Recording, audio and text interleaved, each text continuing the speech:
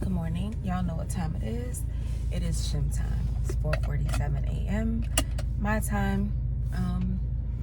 And I am about to back out of the driveway. Or back out of the garage. Today's message is gonna start with the old school phrase. What was it? You can do anything that you set your mind to do. A lot of us heard that growing up, and it's true. You can do anything that you set your mind to do. The problem is you have to, number one, commit. You have to create boundaries also that protects that thing. But I think a bigger piece is you have to establish trust in yourself and self-respect. And I think that those things kind of fall by the wayside because we don't know what that looks like. A lot of us are stretching and reaching for trust outside of ourselves, meaning I want someone who is trustworthy. I have to trust that this thing is going to come through for me. I have to trust that you are going to be there, that paycheck is going to show up on time. I have to trust everything outside of me. But I believe that when we really focus on developing trust in ourselves, then we can manifest those things more easily because it all starts within us. It doesn't start outside of us. So how have you established self-trust? How have you committed, in order for these things that you desire to happen for you? And yeah, I can speak from the perspective of fitness because, I've, been committed to it for years. Yes, I've had seasons that I've taken off, whether it be because of pregnancy or sometimes I think my biggest thing, the longer seasons that I take off is because maybe I had an injury and that injury turned into me not wanting to go for a little while, and then that little while turned into, okay, it's been 2 months, let me try to go back. So those things happen, but for the most part I've been working out since I was a teenager.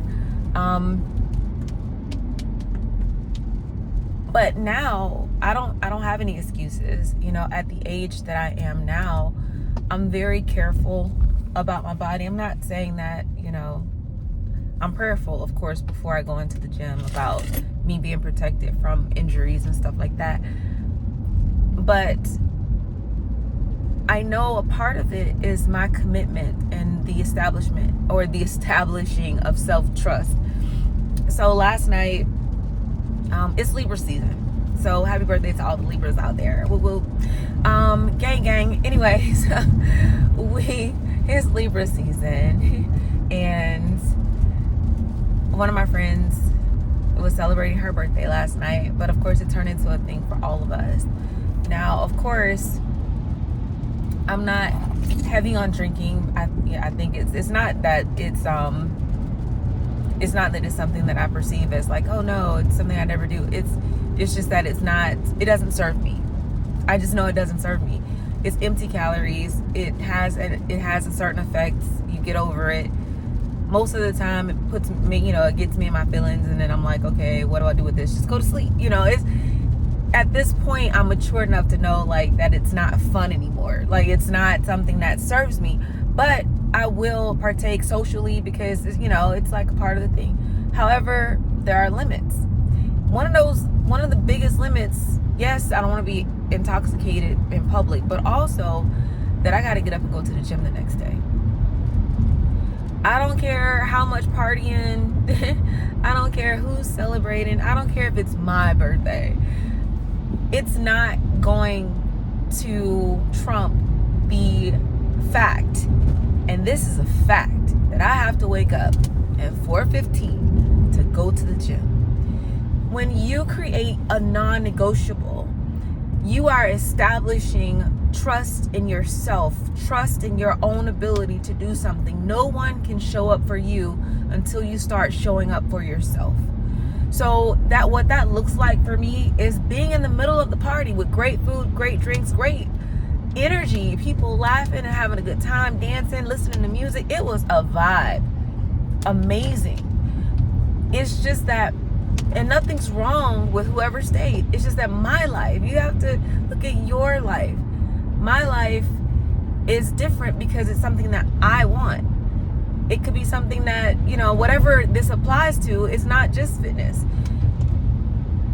If there is something that you want and it doesn't align with everyone else, that's okay. Create your own boundary. Everyone who's connected to me knows me. They know, even when we girls trip, Christine's gonna bring her gym clothes because there's gonna be a gym at that hotel. And I don't care how late we stay out at night. And one girl, bless her heart, she was hungover and sick. And she was like, I'm gonna put my tennis shoes on and come work out with you. Like, she did it. It's like, no, like, look, that's a non-negotiable for me. I gotta get up and move my body. I gotta get up and I gotta, get a workout in at least an hour. On a typical day, I'm an hour and a half. But if I could get at least an hour in, I'm good. It just helps me set the tone for my day. It helps me feel productive. It's a great start.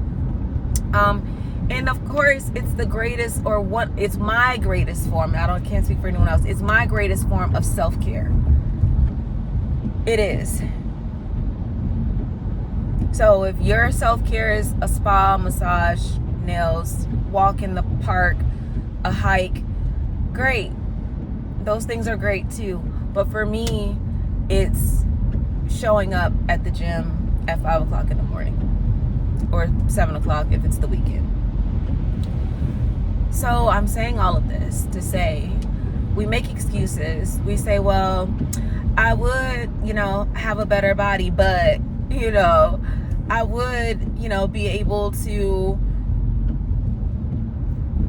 have a table at this event, but they choose such and such, and they're, we point our fingers at other people and entities that are against us and aren't choosing us. But the question is, are you choosing yourself? Have you chosen yourself? Have you committed to what it is that you want to do? There are people who work diligently year round, year after year, to get things and they haven't reached yet, but they're still consistent. That's the thing with weight training too. Yeah, it was easy after all 3 of my children, honestly. It was easy to drop the weight with just consistent cardio. All I have to do is fast a little bit, do some cardio. But what happens with that is it results in just no shape. I lose my shape. I lose, I lose my muscle. And it's just me being thin.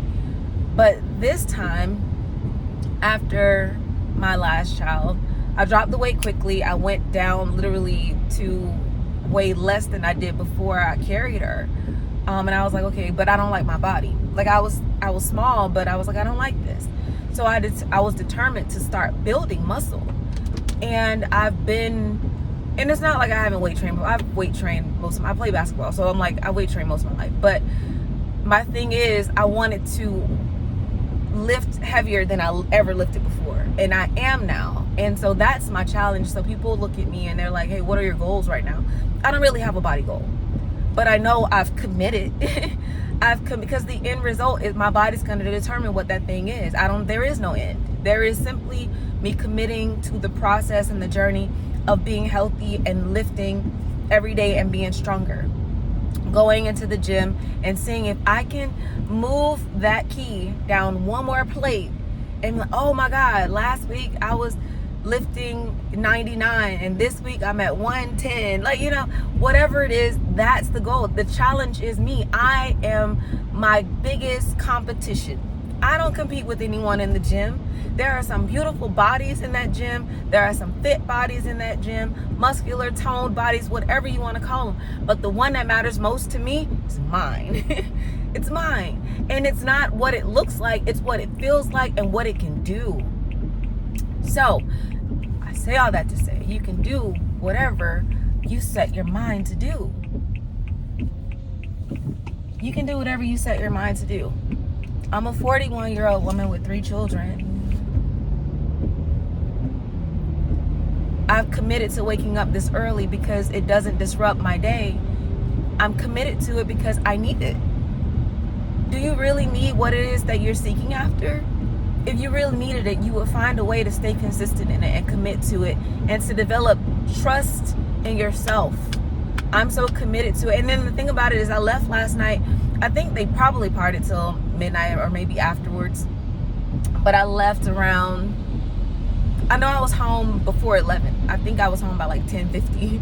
But for me, that was good enough because I know if I fall asleep at 11, I can still wake up at 4:15 and feel okay. Like, typically I go to sleep at like 8:30. Or I'll be in bed by 8:30. But sometimes I'm up just, on YouTube or something and I fall asleep around 11. So I know it's okay if you do that. But anyway, just leaving at that hour and people were like, okay, well, be safe, have a safe commute home or whatever. It was fine. It worked.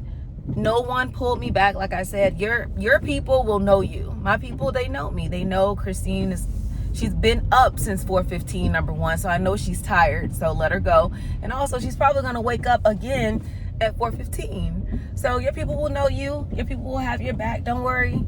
You don't have to stay at the party too late or later than you need to or later than that would, to an hour where you are going to compromise what it is that you really want to do. So, all right, I'm parking. I hope you all have an amazing day. Move your body. Pray, meditate, drink your water. And I'll talk to you later.